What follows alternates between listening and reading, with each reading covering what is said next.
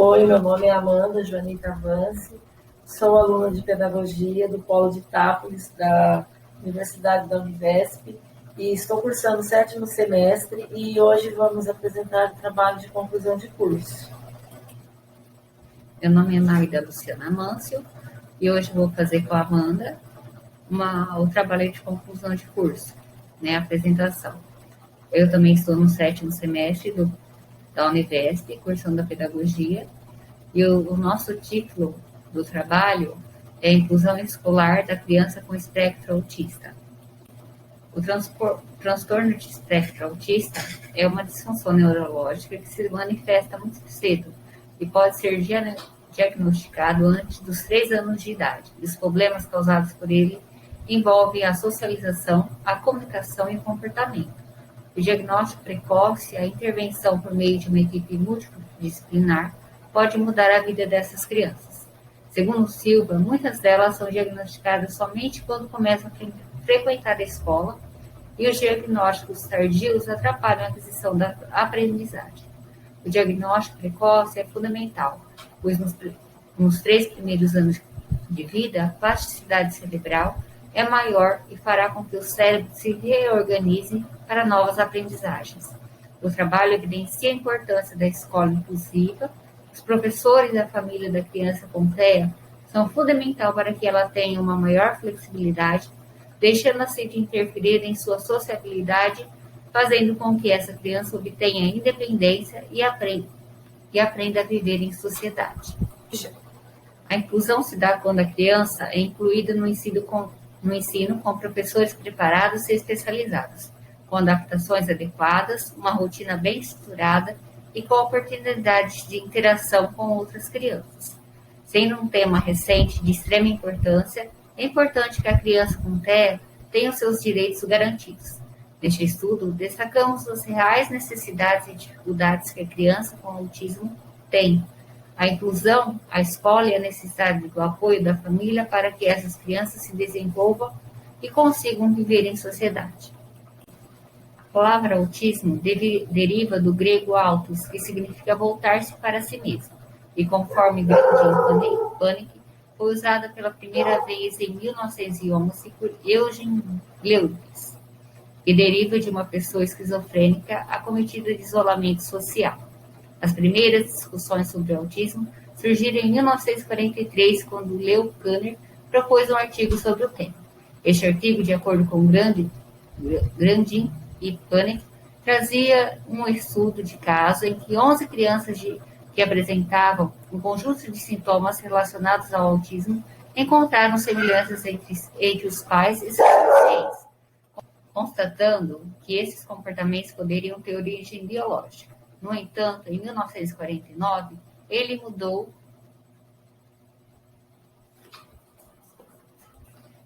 o foco do biológico para o psicológico, afirmando que os autistas eram fruto de pais que se descongelaram para gerar um filho.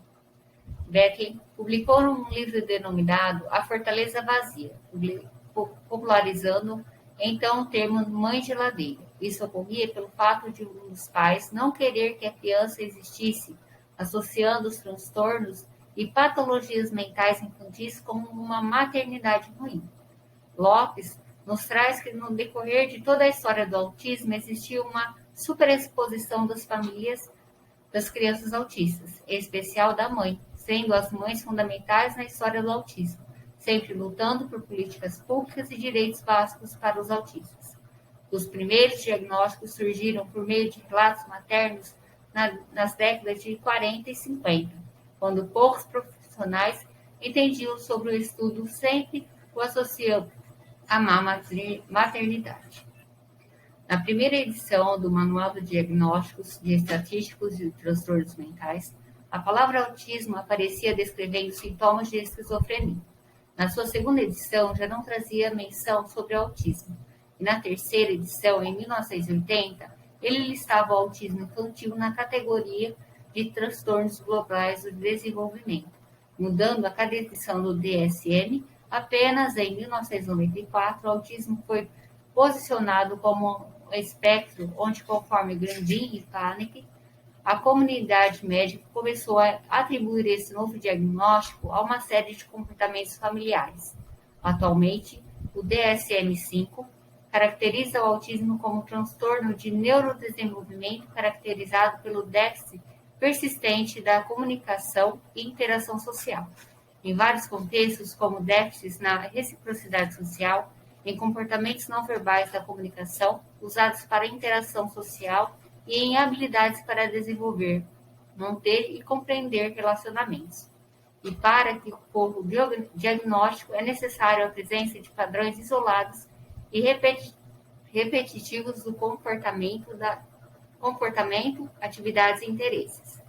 O CID-10, Classificação Internacional de Doença, da Organização Nacional da Saúde, classifica o autismo como um dos transtornos invasivos do desenvolvimento, sendo subdividido em categorias. Traços do autismo com características muito leves, síndrome de Asperger, autismo em pessoas com alto funcionamento e autismo clássico grave com retardo mental associado. Silva esclarece que uma pessoa com autismo sente, olha e percebe o mundo de maneira muito diferente da nossa. Pais, professores, profissionais e a sociedade como um todo precisam perceber o mundo da mesma forma que ela vê. Segundo Gaion e Andrade, o autista apresenta um transtorno neurobiológico que acarreta uma dificuldade em se relacionar com as pessoas. Precisa de ajuda para se desenvolver e superar as suas limitações, que pode estar ligada a diversos fatores como a idade avançada dos pais na concepção, nascimento prematuro, exposição das mães à poluição, peso das mães e nutrição. Segundo Gaion e Andrade, no Brasil, a idade média do diagnóstico é de 7 anos e acontece quando a criança apresenta dificuldades na alfabetização. Na educação infantil, os docentes detectam alguma diferença na aprendizagem da criança, mas encontram restrições quando encaminham a família para uma avaliação profissional, pois os pais, ao se depararem com o diagnóstico, não aceitam. O diagnóstico do autismo pode ser dificultado por diferentes sintomas do TEA, falta de profissionais habilitados, falta de política pública e família e cuidadores despreparados. Levando em conta que em cada indivíduo o autismo se manifesta de maneiras diferentes, é preciso estar sempre atento ao desenvolvimento da criança. Por isso, é necessário avaliar os atrasos neuropsicomotores e estar atento ao contato e à fixação visual, verificar a presença ou ausência de balbucios nos primeiros meses de vida, atraso da fala, interesses ao contato físico com outras crianças. Estudos no campo de neuropsicologia têm demonstrado que indivíduos com autismo apresentam dificuldades na área cognitiva de funções executivas. Essas funções são um conjunto de procedimentos neurológicos que permitem que essa pessoa planeje coisas, inicie uma tarefa, se controle para continuar uma tarefa, tenha atenção e resolva problemas. Uma pessoa que tem autismo está habituada a seguir um certo padrão de conduta. Tirá-las da rotina pode torná-las agressivas. Toda criança e adolescente tem direito à educação que venha garantir o seu pleno desenvolvimento, preparando para a vida em sociedade. A inclusão visa atender todas as necessidades educativas e especiais dos alunos, e cabe à escola adaptar-se às necessidades individuais desses alunos. Na Lei de Diretrizes e Bases da Educação, a educação especial é uma modalidade de educação escolar oferecida preferencialmente na rede regular de ensino, e, quando necessário, a escola disponibilizará serviço de apoio especializado para atender as crianças com suas peculiaridades. Deverá ser oferecido aos estudantes, educandos, currículos, métodos e técnicas, recursos educativos e organização específicos para atender às suas necessidades, bem como professores com especialização adequada em nível médio superior de ensino regular, capacitados para a integração desses educandos nas classes comuns. A Lei de Berenice Piana foi criada e sancionada para garantir os direitos da pessoa com transtornos de espectro autista. A lei prescreve que a pessoa com transtorno do espectro autista é considerada pessoa com deficiência para todos os efeitos legais, o que acaba repercutindo na aplicabilidade integral da Lei 13.146/2015, que cria o Estatuto da Pessoa com Deficiência, destinada a assegurar e promover, em condições de igualdade, o exercício dos direitos e das liberdades fundamentais por pessoa com deficiência, visando a sua inclusão social e cidadania. O professor que trabalhará com a criança autista precisa conhecer o TEA, suas características e ter uma formação continuada que venha contribuir para que a criança desenvolva suas capacidades e habilidades. Gaion e Andrade falam que o professor que apresenta calma, paciência, consegue transmitir isso para o aluno, tem mais sucesso em suas ações. A criança que teve seu diagnóstico precoce com o apoio dos pais e de uma equipe multidisciplinar recebe com mais facilidade o que lhe é apresentado. Em contrapartida, uma criança que nunca foi tratada e apresenta dificuldades para a captação dos sentimentos e comandos terá problemas em seu processo de desenvolvimento para a vida. De acordo com Schmidt, as pessoas com transtorno de espectro autista, o TEA, apresentam uma alteração em sua função executiva, o que dificulta a flexibilidade. Por isso, seguir uma rotina pré-estabelecida para essas crianças é primordial. Quanto maior o grau de autismo, maior é a dificuldade na flexibilidade e no entendimento, o que torna muitas vezes agressivos. Na presença de um ambiente preparado, essas crianças tendem a tornar-se mais flexíveis e acolhidas. A inclusão escolar promove a criança com TEA oportunidades de convivência com outras crianças da mesma idade, tornando-se um espaço de aprendizagem e desenvolvimento social. Possibilita o estímulo de suas capacidades interativas, impedindo o isolamento. Quando educados, todos os alunos juntos, sem focar as diferenças, conseguimos fazer com que todas as crianças consigam crescer sabendo conviver com as diferenças. Dessa maneira, garantimos um pleno desenvolvimento social. Toda criança tem capacidade de aprender, pois quanto mais cedo a detecção do TEA, mais fácil será o desenvolvimento de cada criança. Durante a interação com o professor, alguns autistas conseguem fazer contato visual, melhorar a fala e as informações em nível sensorial. São rapidamente aprendidas. Para Gomes e Teran, na hora de ensinar, o professor deve ser o mais positivo possível. Precisa ensinar a criança a escutar, dar as informações adequadas e deixar claro o objetivo de cada instrução. Para Gaion e Andrade, dizem que o educador deve evitar perguntas que contenham emoções. Ao ensinar as letras, utilizar meios de que a criança tenha sentido de aprender, utilizando como massa de modelar para tocar e fazer as letras. Vale ressaltar que quanto mais cedo iniciada a terapia da criança, melhor será o seu desenvolvimento dessas pessoas, pois muitos, com o tempo, podem até levar uma vida normal. O papel da família na inclusão é muito importante. Tanto os pais quanto os educadores são as pessoas que podem de imediato detectar se as crianças apresentam alguns sintomas de autismo. De acordo com Gomes e Teran, eles caracterizam o autismo por idade, que são de 6 meses a 2 anos.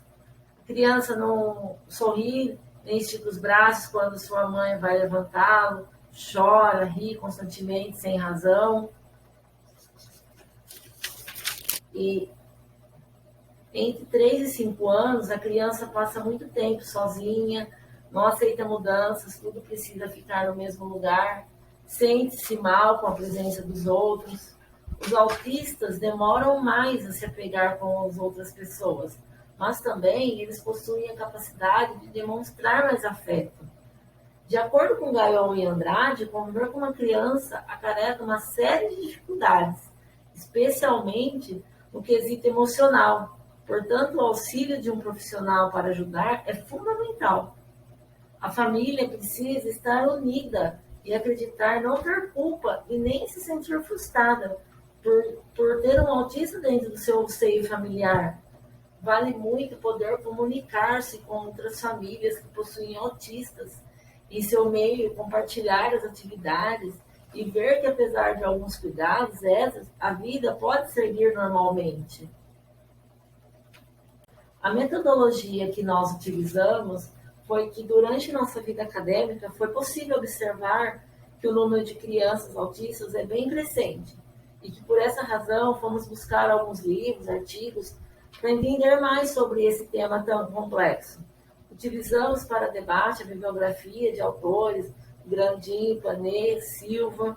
Esses autores e seus relatos falam como é importante a inclusão do autista para a sociedade.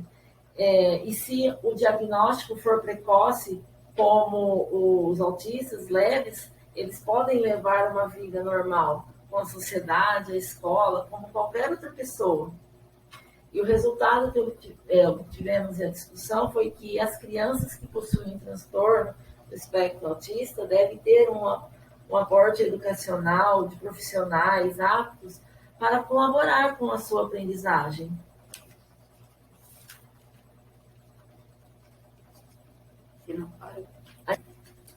A inclusão da criança autista no espaço da rede regular de ensino é algo amplo e envolve uma reestruturação dos espaços físicos, do processo de ensino, aprendizagem, bem como o preparo dos professores para trabalhar com as diferenças para que todos possam ser atendidos, fazendo com que a inclusão seja real.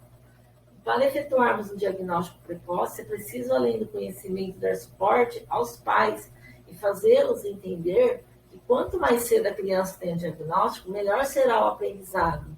E sua qualidade de vida, de acordo com Silva, é essencial. Manter uma rotina, um ambiente organizado, acolher a criança, para que a criança se sinta confiança e possa adquirir o conhecimento primordial para a vida e a sociedade. As considerações finais que nós concluímos foi que a inclusão no espaço da rede regular de ensino é algo amplo, que envolve uma reestruturação dos espaços físicos e do processo de ensino e de aprendizagem, e uma boa formação de professores para trabalhar com as diferenças, em especial dos alunos, conscientizar os pais que existem leis e normas que dão direito a seus filhos, incentivar para que eles façam valer seus direitos.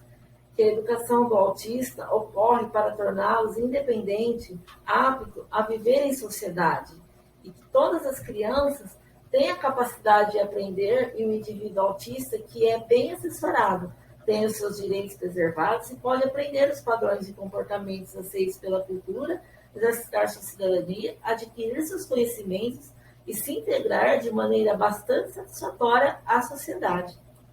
Gostaríamos de agradecer principalmente a Deus e às nossas famílias por nos ajudarem a produzir esse TCC, né, e este vídeo também, que nos auxiliaram, nos dando força para não desistirmos, para poder continuar. Também aos nossos amigos, ao nosso orientador, em especial ao Felipe, que não mediu esforço para nos ajudar, e à banca avaliadora também.